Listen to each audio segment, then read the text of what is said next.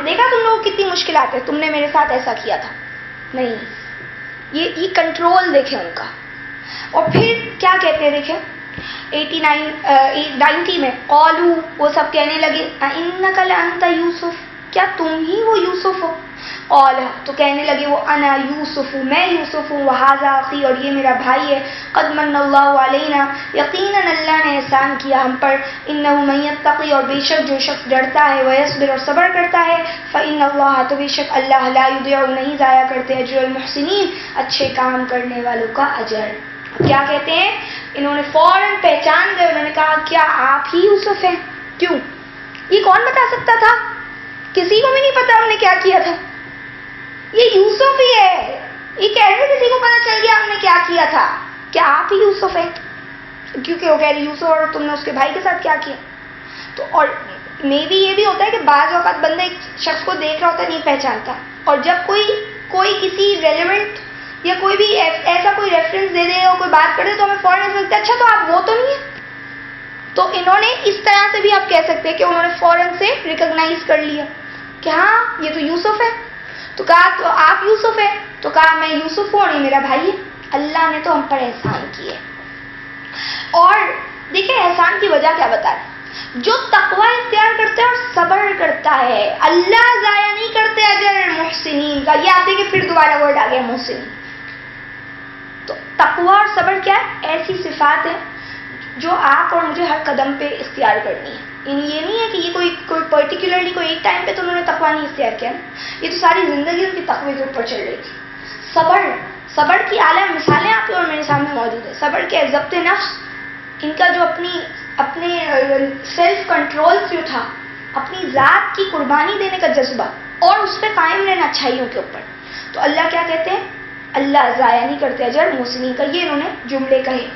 آگے کیا ہوا 91 میں قول، انہوں نے کہا اللہ کی قسم، لقد آثرک اللہ علینا، اللہ نے تو ترجیح دی ہے آپ کو ہم پر، وَإِن كُنَّا لَخَاطِئِينَ، اور یقیناً ہم ہی خطا کار تھے.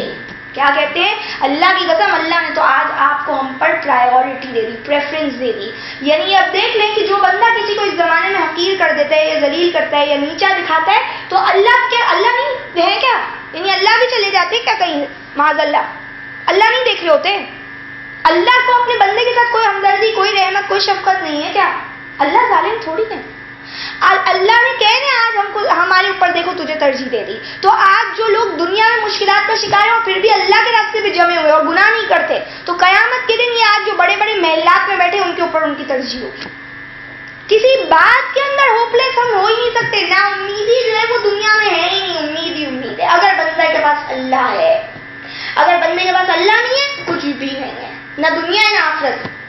یہ آپ دیکھیں یہ حقیقت ہے جو اللہ میں بتا رہے. کیا کہ آپ اور میں اس لائف کو دیکھے جیے، اللہ کی ذات کو اپنی زندگی کے اندر بس شامل کر لیں، اللہ کی یاد دہانی کے ساتھ جیو، تو یہ دنیا میں کوئی چیز جو بھی آج کم ہے یا مشکلات ہیں اور اندھیرے ہیں وہ ساری روشنی میں بدل جاتے ہیں. یہ بھروسہ کرنے والوں کو ریوارڈ ملتا ہے. اور اللہ کی پہچان جتنی ہوگی اتنا زیادہ ہم یہ کاموں میں آگے بڑھیں گے. اور ظاہر اللہ کی پہچان قرآن سے ہی ملتی ہے. جتنا آپ قرآن پڑھتے چلے جاتے ہیں، جتنی دفعہ ایک قصہ پڑھتے ہیں آپ کو نئی باتیں پتہ چلتی. اس کے بعد دیکھیں کیا فرمایا. ہم کہتے ہیں کہ ہم لوگوں نے غلطی کی. 92 قال لا تصریف، یوسف علیہ السلام نے کہا کوئی گرفت نہیں علیکم تم پر، اليوم آج، یغفر اللہ لکم، اللہ تمہیں معاف کر دے، وہو ارحم الراحمین، اور اللہ سب سے بڑھ کر رحم کرنے والی. کیا کہا؟ تم پر کوئی گرفت نہیں ہے، یعنی کوئی ملامت نہیں ہے، کوئی الزام نہیں ہے. میں تمہیں کچھ نہیں کہہ رہا، لان تان نہیں کر رہے، برا بھلا نہیں کہہ رہے تم نے یوں کیا وہ کیا فلاں کیا دھماکہ کیا، ہم کو ذلیل کر کے نہیں رکھ دیا.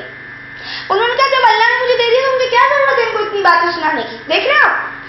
تو کہتے کہ اللہ نے تو اب خیر ہے، یعنی جو ہو گیا ہو گیا. اور یہ نہیں کہہ رہے میں تمہیں معاف کروں، اللہ تمہیں معاف کر دیں. یغفر اللہ لکم، اللہ تم کو بخش دیں گے، اور وہ اللہ رحم کرنے والے سب سے زیادہ. یہی ہوتا ہے، یہ انسان ہے جو اللہ کا بندہ ہے.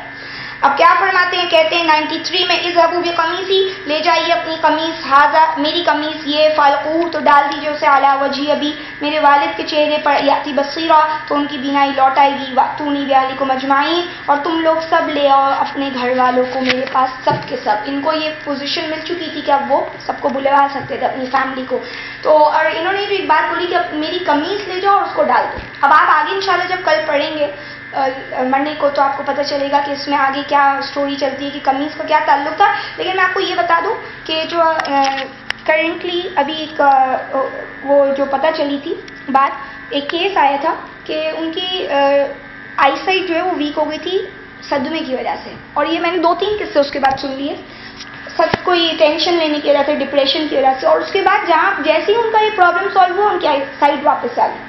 تو اگر آپ دیکھ رہے ہیں حضرت یعقوب کے حوالے سے کہ وہ وہاں پہ وہ قمیص لے جاتے ان کو اس کی خوشبو آتی، اور وہ کہتے کہ مجھے یوسف کی بس وہ ایک ہوتا ہے نا بس اب ہونے والا ہے کوئی کام، تو ایک جو سکس سینس آپ جس کو کہتے ہیں، تو وہ اس کی وجہ سے ان کا وہ سارا جب ٹینشن ریلیز ہوتا ہے تو ان کی بینائی واپس آتی ہے، تو یہ کہنے کہ وہ ان کی بینائی واپس آ جائے گی۔ خیر یہ اللہ کے نبی ہیں تو ان کے ساتھ تو ایک الگ ہی معاملہ ہے۔